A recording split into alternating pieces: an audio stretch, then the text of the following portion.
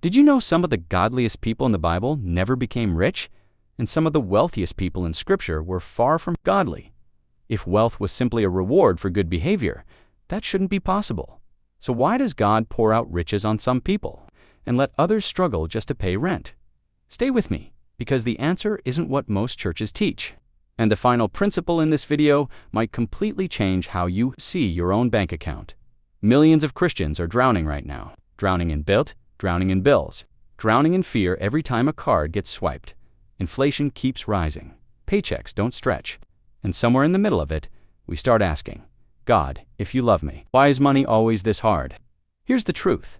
Money was never meant to be your master, but it wasn't meant to be your enemy either. The Bible is not silent on money. It speaks about it over 2,000 times. And once you understand what God actually values, everything about your finances starts to shift. Let's walk through it together. Job lost everything, yet Scripture calls him blameless and upright. Solomon had unmatched riches, yet his heart eventually wandered from God. Give me neither poverty nor riches. Solomon later prayed in Proverbs 30, verse 8. Even he understood that wealth is not proof of righteousness. God measures the heart, not the bank account. Riches reveal what's in your heart. They don't define your worth to God. Joseph was a slave, then a prisoner, before he ever ran Egypt's treasury. Genesis tells us the Lord was with Joseph in the pit and in the prison. Long before the palace, his faithfulness in small, hidden places prepared him for a much bigger assignment. Today, that means being faithful with the $40 in your account before God trusts you with $40,000. God builds character before he builds capital. Not everyone is called to be rich, but some are, on purpose. Abraham was made wealthy so nations could be blessed through him. The Proverbs 31 woman built businesses, invested in land, and gave generously to the poor. Her wealth had a mission attached to it.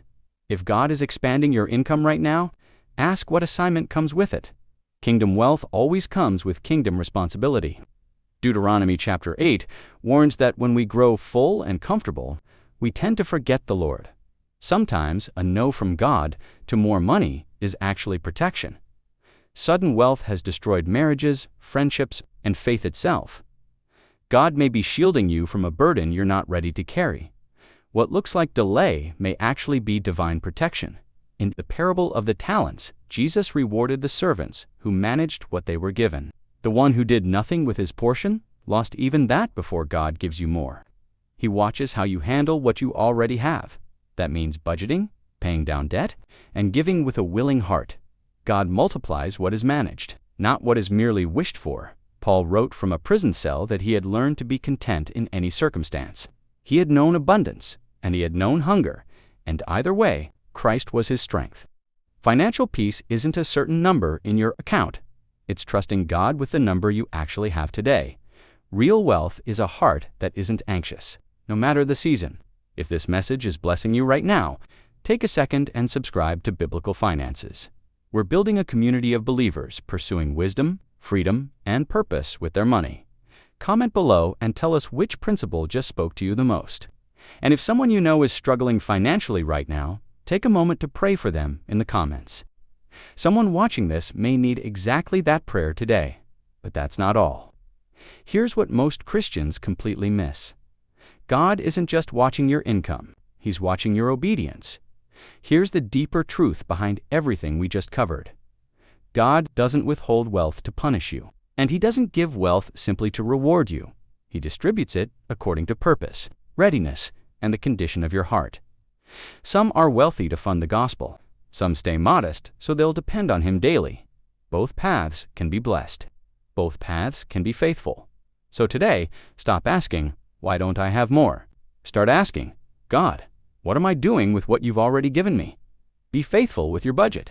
Be faithful with your debt payoff. Be faithful with your giving, because faithfulness, not luck, not hustle, not comparison, is the doorway to true kingdom prosperity. If this video encouraged you, like it, subscribe to Biblical Finances, and turn on notifications so you never miss a lesson. Share this with someone who needs to hear that God sees their faithfulness, even in the small and hidden seasons, because in God's economy, faithful hands are never forgotten.